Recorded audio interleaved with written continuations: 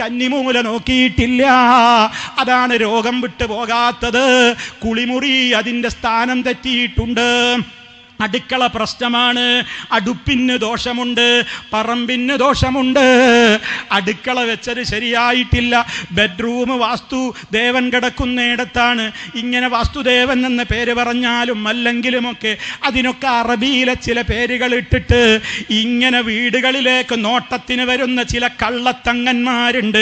ചില വടിത്തങ്ങന്മാരും അല്ലാത്തവരും വടിയുള്ളവരും അല്ലാത്തവരുമൊക്കെ കയറി വരുമ്പോൾ അടുപ്പിക്കല്ലേ. മുത്ത മുസ്തഫയുടെ കാലത്തെന്ത് കന്നിമൂല, അവിടെ എന്ത് വാസ്തുദേവനാടോ? അത് അന്യ സമുദായക്കാരുടെ വിശ്വാസങ്ങളല്ലേ. അത് അവർക്ക് വിശ്വസിക്കാൻ സ്വാതന്ത്ര്യമുണ്ട്. അവരത് ചെയ്തോട്ടെ, അവരതിൻ്റെ പൂജകൾ ചെയ്തോട്ടെ. പക്ഷേ ലാ ഇലാഹ ഇല്ലല്ലാഹ് മുഹമ്മദുർ റസൂലുള്ളാഹ് ചൊല്ലിയ ഒരു മുസ്ലിമിനോടാ ഞാൻ ഈ സംസാരിക്കുന്നത്. നിങ്ങളെ ചൊല്ലിയ കലിമയോട് കൂറുണ്ടോ? എങ്കിൽ അള്ളാഹു അനുവദിച്ച ഹലാലായ ഭൂമിയിൽ അങ്ങ് വീട് വെച്ചേക്ക്.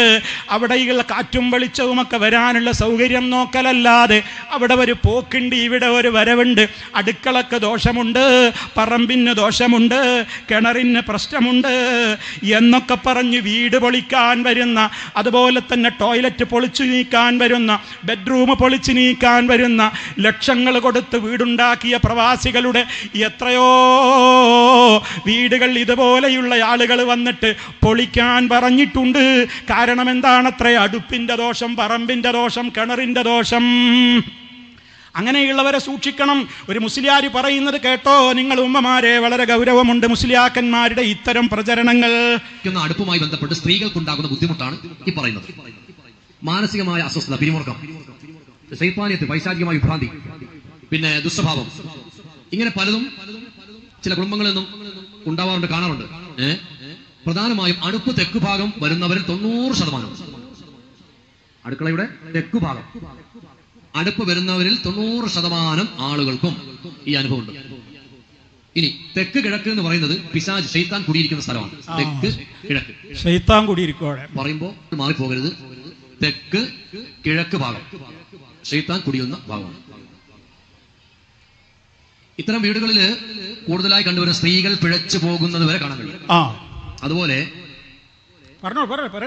ആൺമക്കള് കള്ളുകുടിയിലും വ്യഭിചാരത്തിലും വേണ്ടാത്ത വിഷയങ്ങളിലും എല്ലാം ഇടപെടും. ഏറ്റവും കൂടുതൽ സ്ത്രീകൾ പിഴച്ചു പോകുന്നത് തെക്ക് കിഴക്ക് ചാരി അടുപ്പ് നിർമ്മിച്ച വീടുകളിൽ നിന്നാണ്. തെക്ക് കിഴക്ക് അടുപ്പ് വെച്ച് ആ സ്ത്രീ പിഴച്ചു പോയിട്ടില്ല എങ്കിൽ ഭർത്താവ് വേറെ പെണ്ണുമായുള്ള ബന്ധം ഉണ്ടാവും, സൂക്ഷിച്ചോളി. അല്ലെങ്കിൽ ഭർത്താവിന് മാനസിക രോഗം ഉണ്ടാവും. അങ്ങനെ 3 സാധ്യതകൾ ഉണ്ട്. ഏതിന്? തെക്ക് ഭാഗത്ത് അടുപ്പ് വെച്ചാൽ അത് വളരെ ശ്രദ്ധിക്കുക. അപ്പൊ ഇൻഷാ അല്ലാഹ് ഇന്നിപ്പോ നമ്മൾ സംസാരിച്ച വിഷയം എന്ന് പറയുന്നത് അടുപ്പിന്റെ ദോഷമാണ്. അടുപ്പിന്റെ ദോഷം ഇതുപോലത്തെ കാര്യകാരണങ്ങൾ നമുക്കുണ്ടാകും. അതുകൊണ്ട് വളരെ ശ്രദ്ധിക്കുക. അറിയുന്നവരെ കൊണ്ട് വീടും പറമ്പും നോക്കിക്കുക. അതിൽ സംഭവിച്ചു പോയ കുറ്റകൃത്യങ്ങൾ പരിഹരിക്കുക. പുതിയതെടുക്കുന്നവർ നല്ലതുപോലെ നോക്കിച്ചിട്ട് വാസ്തുശാസ്ത്ര പ്രകാരം അവിടെ പറ്റുമോ ഇല്ലയോ എന്ന് പ്രത്യേകിച്ചും മുസ്ലിംകളായ ആവശ്യത്തിൽ കഴിവുള്ളവരെ കൊണ്ട് തന്നെ നോക്കിച്ച് ആൾക്കാരെ തന്നെ വിളിക്കണം, മനസ്സിലാക്കി വേണ്ടുന്ന കാര്യങ്ങൾ ചെയ്തു വേണം പുതിയ വീട് നിർമ്മിക്കാൻ. ആലോചിച്ചു നോക്കൂ സഹോദരങ്ങളെ, നമ്മളിത് പറയുമ്പോൾ വിചാരിക്കും ആരുടെയൊക്കെ പേരിൽ വെറുതെ പറയണ് കണ്ടോ. അപ്പോൾ അടുപ്പിന് ദോഷം വന്നു കഴിഞ്ഞാൽ എന്തൊക്കെ വരുന്ന അറിയണത്? അവിടെയുള്ള പെണ്ണുങ്ങൾക്ക് മാനസിക രോഗം, ഭ്രാന്ത്, വേലിചാട്ടം, ഭർത്താവ് അന്യ പെണ്ണുങ്ങളുടെ അടുത്തേക്ക് പോവുക, പിരിമുറുക്കം, ടെൻഷൻ, ഒരുപാട് രോഗം വീട്ടിൽ നിന്നാണ് വിട്ടുമാറൂലാണ്. ഈ വിശ്വാസമുള്ള ഒരു പെണ്ണിനെ നിങ്ങൾ കെട്ടിക്കൊണ്ട് വന്നാൽ, തൗഹീദുള്ള പെണ്ണിനെ കല്യാണം കഴിക്ക്. തൗഹീദില്ലാത്ത ഒരു പെണ്ണിനെയാണ് നിങ്ങൾ കെട്ടിക്കൊണ്ട് വരുന്നതെങ്കിൽ, അല്ലെങ്കിൽ തൗഹീദില്ലാത്ത ഒരുത്തനാണ് നിങ്ങളുടെ മകളെ കെട്ടിച്ചു കൊടുക്കുന്നതെങ്കിൽ, അവൻ്റെ വീട്ടിൽ ഈ വക വിശ്വാസങ്ങളുള്ളയിടത്ത് സമാധാനത്തോടെ ഒരു കുടുംബത്തിന് ജീവിക്കാൻ പറ്റുമോ? അടുപ്പിൻ്റെ ദോഷമാണ് പോലും. അങ്ങോട്ട് തിരിഞ്ഞെന്ന് തീ കത്തിക്കാൻ പറ്റില്ല, ഇങ്ങോട്ട് തിരിഞ്ഞെന്ന് വെള്ളം കോരാൻ പറ്റൂല, ഇങ്ങോട്ട് തിരിഞ്ഞെന്ന് അടുക്കള പാടില്ല, അവിടെ ബെഡ്റൂം പാടില്ല, അവിടെ കുളിമുറി പാടില്ല, അവിടെ വാസ്തുശാസ്ത്രമുണ്ട്, ഇവിടെ കന്നിമൂലുണ്ട് എന്ന് പറയുന്ന ഇത്തരം പിശാചുക്കളെ വീടിൻ്റെ 4 അയലത്തേക്ക് അടുപ്പിക്കരുത്. ഇവരാണ് നിങ്ങളെ വീട് പൊളിപ്പിക്കുന്നത്, ഇവരാണ് നിങ്ങളുടെ വീട് തകർക്കുന്നത്. ഒരു പ്രവാസി അവിടെ നിന്ന് വീടുണ്ടാക്കാൻ വേണ്ടി, ഒരു നാട്ടിലുള്ളവരാണെങ്കിലും അവൻ്റെ സമ്പാദ്യം മുഴുവൻ സ്വരുക്കൂട്ടിയിട്ട് വീടുണ്ടാക്കാൻ എത്ര ലക്ഷങ്ങൾ ചെലവഴിച്ചിട്ടാ ബുദ്ധിമുട്ടുന്നത് എന്നറിയോ?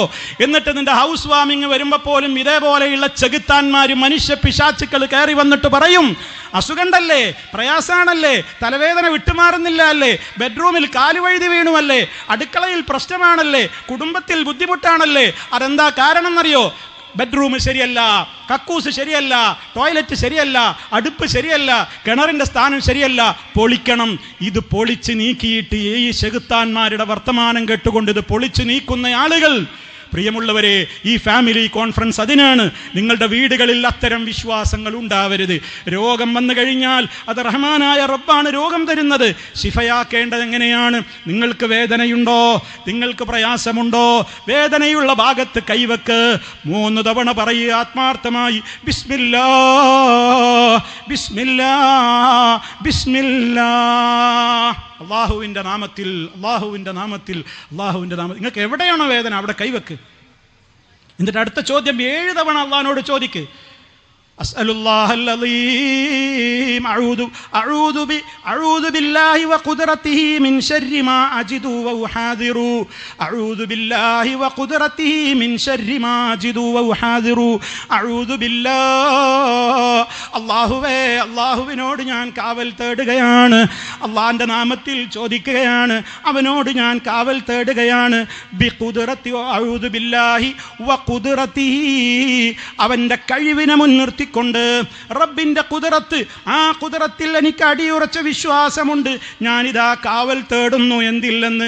മിൻ ശർരി മാ അജിദു വഉഹാദിറു, എനിക്കനുഭവപ്പെടുന്ന വേദന, അതുപോലെ തന്നെ എനിക്ക് തോന്നുന്ന പേടി, ഇതെന്ത് അസുഖമാണ് റബ്ബേ, ഇത് വലിയ വലിയ അസുഖമാണോ എന്നൊക്കെയുള്ള ബേജാർ എനിക്കുണ്ട്, വേദനയുണ്ട്. റഹ്മാനായ റബ്ബേ, നിന്റെ നാമത്തിൽ, നിന്റെ നാമത്തിൽ, നിന്റെ നാമത്തിൽ നിന്നോട് ഞാൻ അഭയം തേടുന്നു, കാവല് തരണേ. ഇത് തേടാനാണ് ഞങ്ങളെ നേതാവ്, അതേ ലോകത്തിന്റെ നേതാവ് മുത്തു മുസ്തഫ സല്ലല്ലാഹു അലൈഹി വസല്ലമ സ്വഹാബത്തിന് പഠിപ്പിച്ചു കൊടുത്തത്. അതല്ലാതെ വേദനയുണ്ട് നബിയേ എന്ന് പറഞ്ഞ് അള്ളാന്റെ റസൂലിനോട് വന്ന് പറഞ്ഞപ്പോ, നിന്റെ വീടിന്റെ കക്കൂസ് ഞാനൊന്ന് കാണട്ടെ, ബെഡ്റൂം ഒന്ന് കാണട്ടെ, അടുക്കള എവിടെയാണെന്നൊന്ന് കാണട്ടെ, ഞാനൊന്ന് വന്ന് സ്ഥാനമൊക്കെ ഒന്ന് നോക്കട്ടെ എന്ന് മുത്തു മുസ്തഫ പഠിപ്പിച്ചവർ ചരിത്രത്തിന്റെ ശകലം കാണിക്കാമോ? മുത്തു മുസ്തഫയുടെ ചര്യയാണ് നമുക്ക് ഏറ്റവും വലുത്. അതുകൊണ്ട് ഇത്തരത്തിലുള്ള ആളുകളെ സൂക്ഷിക്കണമെന്നാണ് ഓർമ്മപ്പെടുത്തുവാനുള്ളത്.